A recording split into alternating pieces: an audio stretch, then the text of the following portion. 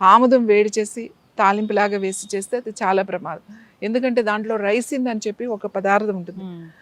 అది ఎంత మంచి చేస్తుందో అంత చెడు కూడా చేస్తుంది.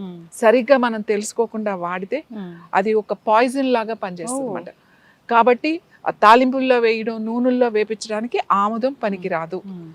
దాంట్లో కొంచెం పసుపు వేసినట్టుగా, కొద్దిగా కారం వేసినట్టుగా, కొంచెం ఒక స్పూన్ 2 స్పూన్లు వేయడం వల్ల మెడిసినల్ వాల్యూస్ పెరుగుతాయి, మనకి చాలా మంచిది. ఓకే.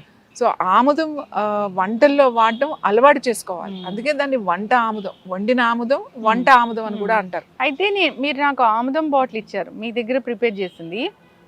నేను దాని స్మెల్ చూసాను, అంటే అప్పుడు లాస్ట్ టైం వచ్చినప్పుడు ఒకసారి వీడియోలో కూడా చూసాము. అంటే ఆ ఆముదం ఎట్లా ఉందంటే అదేదో ఒక కుకింగ్ చేసేటప్పుడు ఒక కమ్మటి వాసన వస్తుంది, పప్పు నూనె లాగా ఉంటుంది. ఆముదం ప్రాబ్లం ఏంటి అని అంటే సెలెక్ట్ చేసుకోవడం చాలా చాలా ఇంపార్టెంట్. ఆముదాలు ఏ ఆముదాలు అంటే ఆ ఆముదాలు వేసేసి సరిగా వండకుండా వాటిని కోల్డ్ ప్రెస్ తీసేసి, ఇప్పుడు వండేవాళ్ళు కూడా దానికి ఒక సిస్టమ్ ఉంది, దానికి ఒక పద్ధతి ఉంది.